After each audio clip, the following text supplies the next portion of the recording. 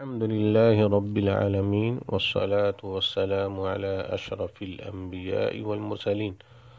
اللہ تعالیٰ کو مخلوق کے سامنے بطور سفارشی پیش کرنا یہ توحید کے منافی ہے، اور اللہ تعالیٰ کے حق میں بے ادبی اور گستاخی ہے۔ اللہ تعالیٰ کی شان یہ نہیں کہ اسے کسی کے سامنے بطور سفارشی پیش کیا جائے۔ اللہ تعالیٰ تو مالک الملک ہے، آسمان و زمین کے خزانوں کا مالک ہے، اور تمام معاملات کی باغ ڈور اسی کے ہاتھ میں ہے۔ اللہ تعالیٰ کا فرمان ہے وَإِن مِّن شَيْءٍ إِلَّا عِندَنَا خَزَائِنُهُ، اور جتنی بھی چیزیں ہیں ان سب کے خزانے ہمارے پاس ہیں۔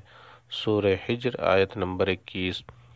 اللہ تعالیٰ کا فرمان ہے لَهُ مَقَالِيدُ السَّمَاوَاتِ وَالْأَرْضِ، آسمان و زمین کے کنجیوں کا مالک وہی ہے، یعنی اللہ تعالیٰ ہے۔ سورہ الزمر آیت نمبر 63۔ جبیر بن مطعم کہتے ہیں کہ ایک بدوی نے نبی کریم صلی اللہ علیہ وسلم کی خدمت میں آ کر شکایت کی کہ یا رسول اللہ، جانیں تلف ہو گئیں، بچے بھوک سے بلکنے لگے اور مویشی مرنے لگے، آپ ہمارے لیے اپنے رب سے بارش کی دعا فرمائیں۔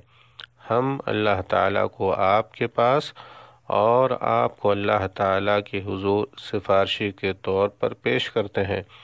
آپ صلی اللہ علیہ وسلم نے اس کی بات سن کر بار بار سبحان اللہ پڑھا۔ آپ بدستور سبحان اللہ پڑھتے رہے، یہاں تک کہ اس کا اثر صحابہ کرام کے چہروں پر ظاہر ہونے لگا۔ پھر آپ صلی اللہ علیہ وسلم نے فرمایا وَيْحَكَ أَتَدْرِي مَا اللَّهُ إِنَّ شَأْنَ اللَّهِ أَعْظَمُ مِنْ ذَلِكَ إِنَّهُ لَا يُسْتَشْفَعُ بِاللَّهِ عَلَى أَحَدٍ۔ تجھ پر افسوس، کیا تو جانتا ہے کہ اللہ تعالیٰ کی شان کیا ہے؟ اللہ تعالیٰ کی شان اس سے کہیں بلندتر ہے، اسے کسی کے سامنے سفارشی کے طور پر پیش نہیں کیا جا سکتا۔ رواہ ابو داؤد۔